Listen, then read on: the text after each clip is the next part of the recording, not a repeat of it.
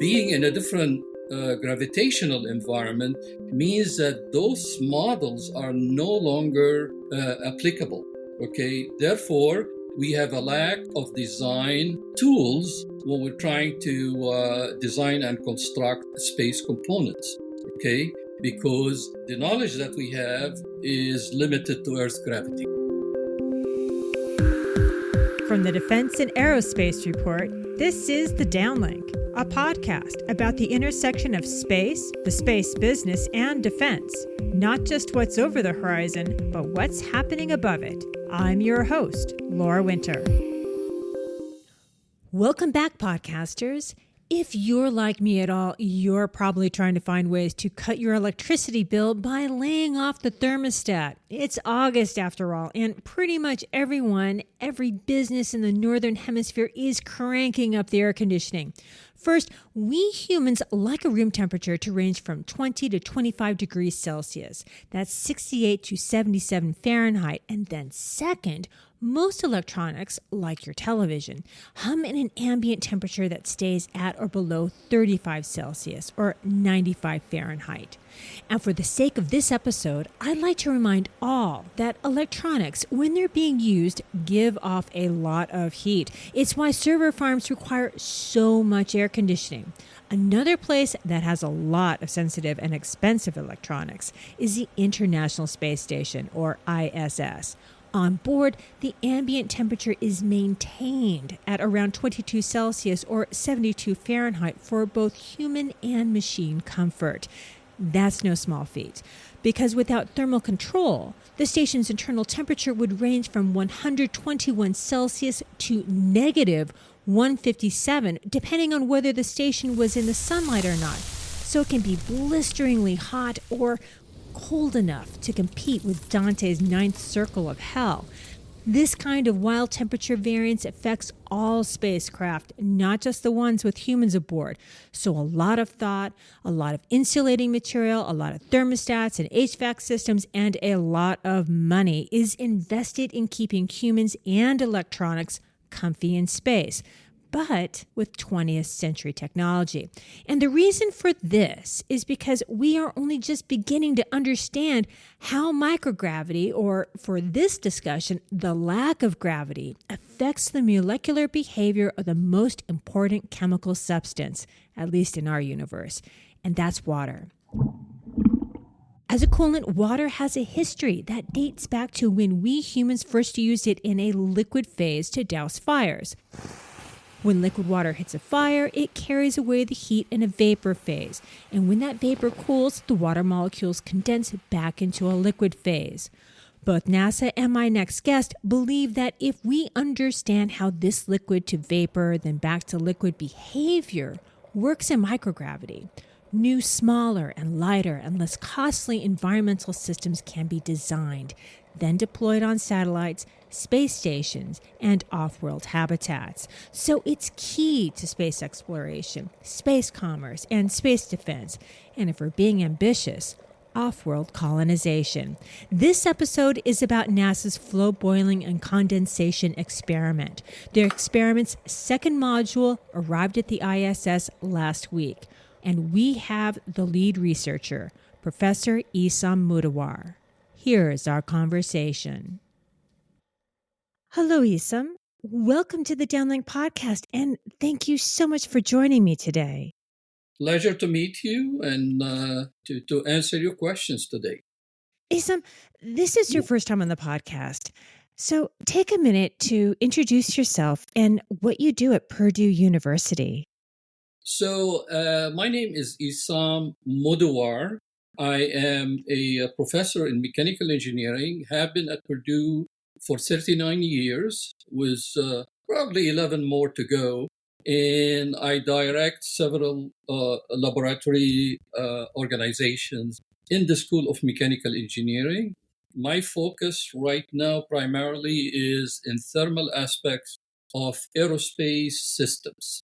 And you're one of America's and probably the world's experts in thermal engineering. You're kind of known as a scientific polymath. You have an interest in heat transfer, materials processing, electronic cooling, thermal management of aerospace systems, nuclear reactor safety, all of which are tied to space. And then there's the two-phase flow, which we'll get to in a bit.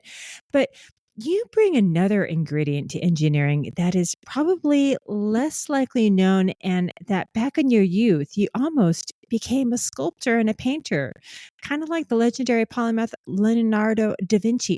I'd like to know how you think you've applied your creative talents from the fine arts to mechanical engineering. I mean, it's obvious that you think outside of the box, or perhaps in your case, outside of the flow tube.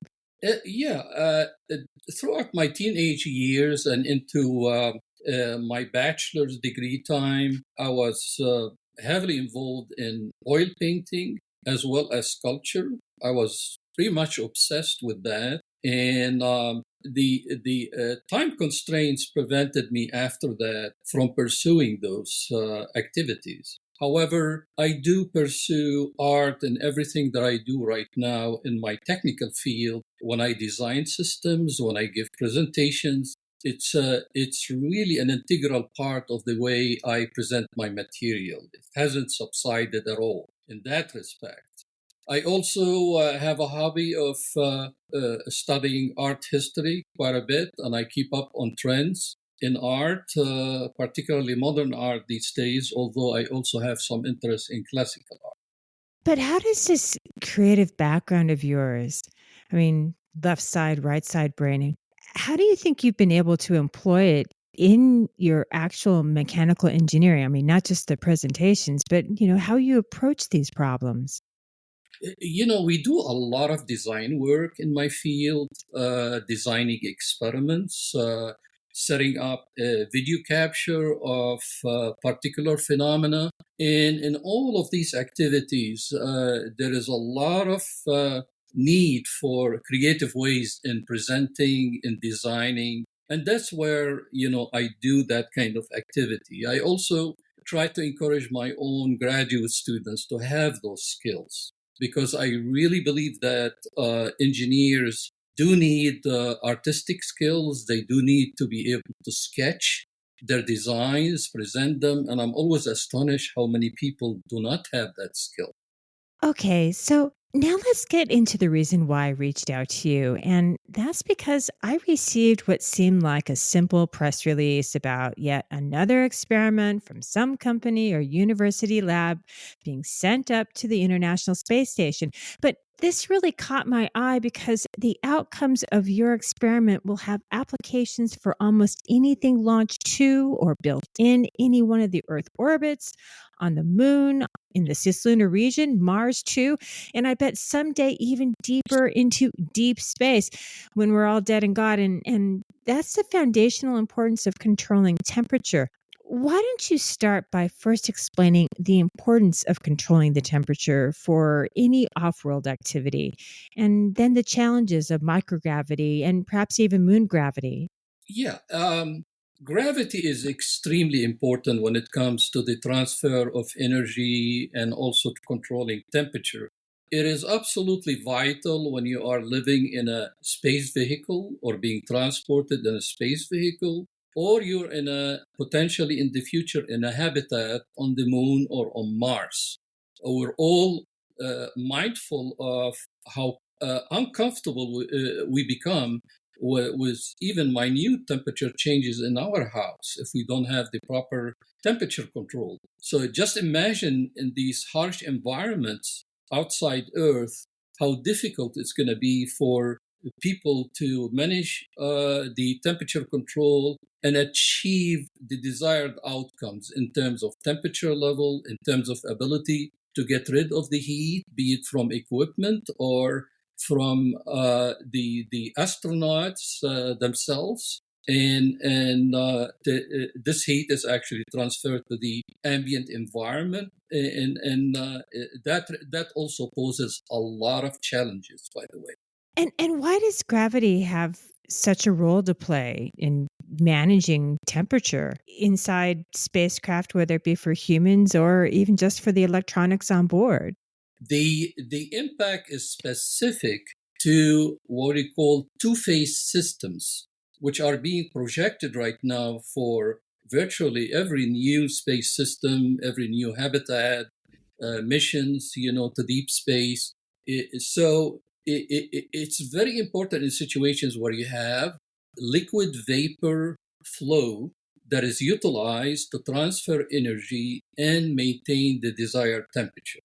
The reason this is important for liquid vapor or two-phase systems, we call them two-phase systems, is that there is an element of buoyancy, okay, meaning the motion of vapor within a liquid, for example, is highly affected by buoyancy because you have two states with very different densities. Now, think of it this way: if you are boiling water in a pot at home, you could see that the vapor goes up, okay, during the boiling process. That's a buoyancy effect. Now, when you're dealing with reduced gravity, the buoyancy is compromised. On the moon, you're talking 1/6. The Earth gravity on Mars is 3/8 the Earth gravity, and in space vehicles is microgravity. So it's a different gravitational environment, therefore different two-phase behavior that will occur in these systems. Hence, the need to do research, okay, to be able to assess how weightlessness or reduced gravity would impact those two-phase type situations, and therefore the energy transfer as well as the temperature control in all these NASA applications. Let's take a moment, though, and understand what is a single phase temperature control? What does that really mean? When we think of phase. Yeah, single phase means you would have a liquid coolant, okay, that is routed through a variety of equipment and component in a space systems to pick up the heat. When it picks up the heat, the liquid gets warmer, and then you pass it through a heat exchanger to reject that heat and bring the liquid back to the initial temperature in a closed cycle. And when you mean phase, I mean the single phase, it's just liquid the entire time. Yes, it's pure liquid. Two-phase meaning we have phase change taking place from liquid to vapor and then back from vapor to liquid. So the vapor is the second of the phases of the two phase, right? Exactly. So when we're thinking about gravity, though, right here on Earth, as you said, when we boil a pot of water, and the cold water is at the bottom of the pot, and it gets heated up, and there are these bubbles of vapor that form, and because of the buoyancy, those bubbles then reach the top and then dissipate. Mm-hmm. What happens to those bubbles if you were to, say, boil a pot of water on the International Space Station? Well, you wouldn't boil water in an open fashion. True. The water, the fluid, which is the coolant, boils within a channel, a confined channel. It's a closed system. So the coolant comes in maybe in liquid state, begins to pick up heat from, for example, electronics, from other systems on board a space vehicle. And in doing so, the liquid is converted to vapor, okay? And so now, instead of liquid, you have a two-phase mixture, a liquid-vapor mixture. Mm-hmm. And that mixture is routed ultimately to what we call a condenser, okay, which rejects the heat from the fluid, the two-phase mixture, in a variety of ways. There are many different ways. And then by doing so, it returns the fluid back to liquid state alone. So it starts at liquid when it begins the cooling process. When it absorbs the heat, it turns into a two-phase liquid-vapor mixture, and then in the condenser is ultimately returned back to liquid phase. I hate to be such a pain, but I'm still going to bring you back to the pot of water, just so that our listeners really understand, the importance of gravity in two phase, right? Yeah. So when the water, let's say there was a pot of water, yes, it doesn't have a lid, but to say a pot, and there's a pot of water on, the International Space Station because it has microgravity, that when the water hits the heat and is heated up, and the temperature rises, and it shifts into the second phase. Right, Hmm. we would expect on Earth that there would be all these little bubbles, right? That would then travel up Yes. to the surface, and that would be the motion inside that pot. But that's just not really how it works, though, in microgravity, is it? I mean, am I correct in stating that basically one big bubble forms and sort of stays in the middle? You're absolutely correct about that. And so the motion then gets slowed down, right? Exactly. What happens in, let's say you're boiling in the situation you described in a microgravity environment. So what happens there is the bubbles that are formed on on the walls of the surface that's dissipating the heat. Those bubbles are not moved away from the surface.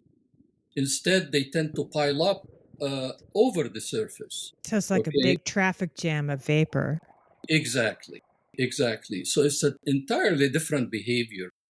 Now, if you have a two-phase mixture that is flowing in a pipe, what you do then, given this phenomenon that I just described, what you do then is rely on the inertia of the flow to move the bubbles, to flush the bubbles away into the system. So, because you don't have gravity, you have to rely on other forces to achieve the energy transfer and the temperature control. And so, because of this issue that's created by the lack of gravity or lack of enough gravity, Hmm. and that it affects the actual motion of the vapor inside of the liquid, what's the challenge then that you're trying to solve, that you're trying to get data about in microgravity for this two-phase sort of flow system? Okay, so here is the fundamental issue. The two-phase systems are desired, highly desired for space applications because of their ability to achieve much better heat transfer rates. And as such, it will allow us to miniaturize and reduce the weight of several components in a space vehicle as compared to a liquid cooling system. Okay, so that is fundamental. Then, why do we do this type of work? Well, it's very important because our technical know-how regarding these two-phase systems comes from experiments performed in Earth gravity over probably about 8 different decades. Okay, Wow. all corresponding to Earth gravity. Okay, so being in a different gravitational environment means that those models are no longer applicable. Okay, therefore, we have a lack of design tools when we're trying to design and construct space components. Okay, because the knowledge that we have is limited to Earth gravity. So now that we have the basics of the challenge, let's dive into what your experiment, the flow boiling and condensation experiment, Mhm. actually, does. I mean, why you've decided to spend what, a decade so far, I think, Yes, on yes. these questions, and perhaps you could even discuss, what's been going on with module 1. Okay. So there is a report that is published about every 10 years, which is supplied to the to our politicians, as a matter of fact, to recommend technologies that are very important to the future of space technology. And prior to initiating our experiment back in 2011, in the report that was published at that time, there were very clear recommendations that moving forward, we really need to understand how two phase systems behave in reduced gravity. And out of that recommendation came another one, which is the need to perform experiments to help understand that behavior. And those experiments would ultimately lead to new models. Okay, we need, at the end of the day, we just don't want to just to have data, experimental data. The data has to culminate in design relationships, computer models, whatever it is. Okay, and those models would require reliance and validation as compared to the data that we obtain in reduced gravity. So that was the impetus at that time, and there was tremendous interest in NASA in pursuing this effort. The reason it's taken 10 years, this is a very sophisticated setup. It is the largest and most complex facility designed for investigation of heat transfer in reduced gravity. Okay, And when you say it's the largest, I mean, what do you mean by the largest? Like, how are you measuring? Is it like pieces? Is it the number of people? You know, tell us about that. yes. Prior to our study, there have been small-scale experiments. Okay, for example, the Japanese Space Organization, European Space Organization, have been conducting experiments involving two-phase flow and heat transfer, albeit using miniaturized or relatively small devices with small power input. The reason for that is cost. I mean, just to be clear, because these experiments are very expensive. So our facility instead utilize large coolant flow rates, large power densities that are indicative of what's actually would happen in a space system. Okay, so that's one aspect. Also, if you look at the components of the facility, they have been custom crafted by a lot of people from Purdue as well as NASA Glenn Research Center. Many different components.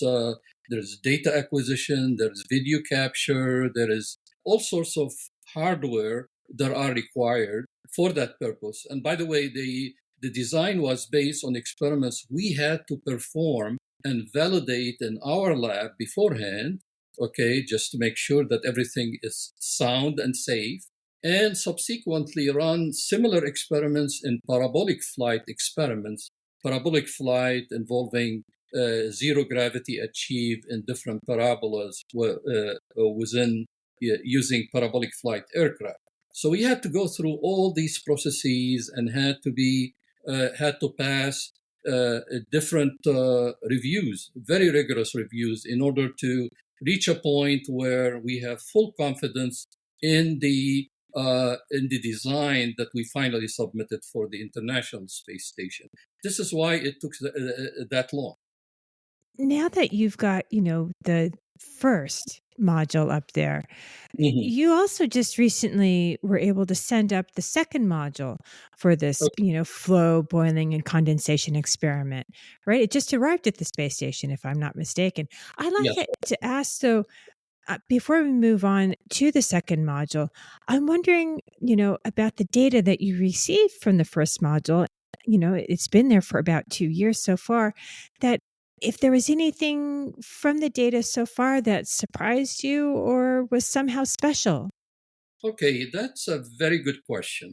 Actually, the flow, boiling, and condensation experiment is being conducted in two completely different phases.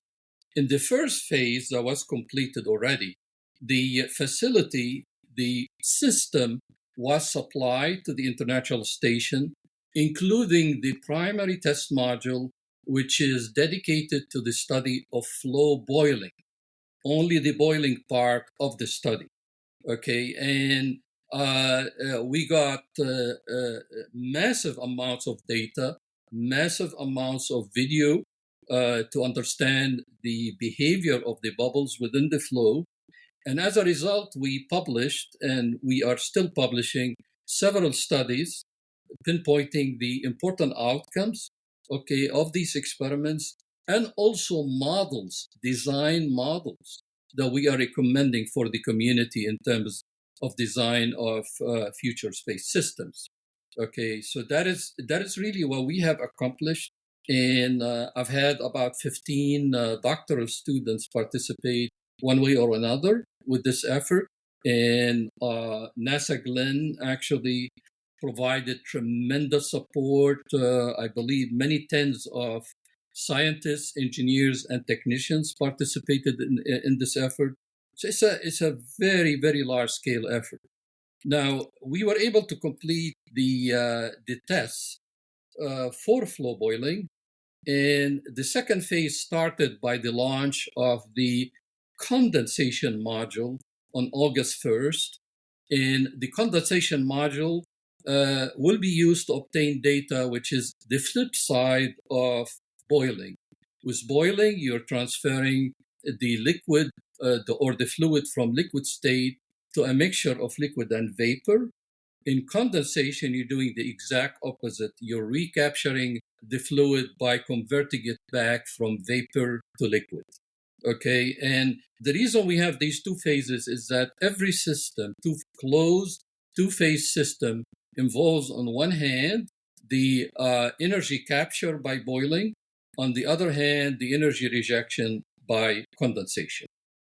Now I've seen some things from the European Space the European Space Agency. Mm-hmm. And I was kind of wondering, in those papers, they said that they had to use some electricity perhaps to actually get those bubbles moving, as opposed to them staying stagnant within this closed loop that you're talking about. Is Yeah. that something that you guys are also doing? I mean, perhaps, take a moment to talk about that. No, we're not utilizing that. Our goal is far more practical rather than imposing a high voltage or doing something very unique to move the bubbles. What we are relying on in reduced gravity is a combination of other forces, including the inertia of the flow and also another force called surface tension, to be able to achieve the fluid motion. Okay, even in the absence of gravity. Okay, so the focus of the European Space Agency is very different. It's could be classified as an enhancement technique, and what we're trying to do is mimic the processes that will actually take place in realistic two-phase components for space systems. When do you think you and your intrepid team of graduate students will have shareable data, and who gets access to it? I know, for instance, again, including the European Space Agency, but that there are others that are looking to this data to also construct their own models or their own mechanical answers to this challenge of cooling or heating space systems or habitats. I mean, when do you think you guys will actually have something? The papers that we have been writing include very detailed information about virtually every single data point that we obtain. These are massive publications with many tens of figures, each including operating conditions for different flow rates, different pressures, different temperatures. So all of that information is made public as required by our NASA sponsor. And we know that there is tremendous interest from the European Space Agency, the Japanese, the Chinese, and we see that, by the way, through the reviews of our papers. When we get reviewers, it's almost very clear that they come from these international agencies, and they ask a lot of questions. They want more detail, and we try to provide that as best we can. What's your number one or number two question that you get from all these different space agencies? The one question that I don't like is when they ask about details they shouldn't know. And we get a lot of those. And by the way, we sometimes, when we are trying to respond to reviewers, we go back to NASA for export control and approval. And sometimes they tell us, let's not get into this area, or apologize basically that we are not able to answer those questions. So that is the one type of question that I don't like. On the other hand, there are very interesting questions by people who are scientists who are very curious about the phenomena that we describe, and they want us to dive more into what's happening. What happened to a bubble when it moves on the surface, when it departs from the surface and mixes with the flow, things like that. That's to us very enjoyable. And when do you think you guys will have shareable data for the second module, which just went up earlier this month? We know that the experiments on condensation will commence in a few weeks, okay? Assuming there are no glitches. And obviously, you always have to, be mindful of the fact that these are complicated systems. Assuming there are no problems, okay, it will take us several weeks to acquire the data, potentially faster than the flow boiling for a variety of reasons. And our goal is to immediately begin analyzing the data and publishing it in our journals. So, as I said before, you've been working on this for more than a decade, and Mhm. you've been a mechanical engineer for decades, Mhm. and you have a creative bone. What's next for Professor Issam Mudawar? Well, it's very interesting that two-phase systems and the way they transfer energy and also control temperature, help control temperature, are not unique to space systems. We see those in a variety of applications, very important applications, as a matter of fact. For example, they're used in, you've heard recently about fusion reactors finally making a lot of sense in terms of ability to provide energy. And a key component of a fusion reactor is the blanket, okay, that faces the plasma. And that's where we have enormous amount of heat that is captured by cooling channels. And this is done via phase change, meaning the liquid comes in, picks up the heat, and it's transformed into a two-phase liquid vapor mixture before it comes out. So that's one application, of our work as well. We see a lot of similar applications for cooling of electronics and data centers, for advanced radars, for high Mach engines, for avionics, you name it. So there is tremendous similarity in terms of the how these phase change systems impact a lot of different technologies and a lot of different applications other than space.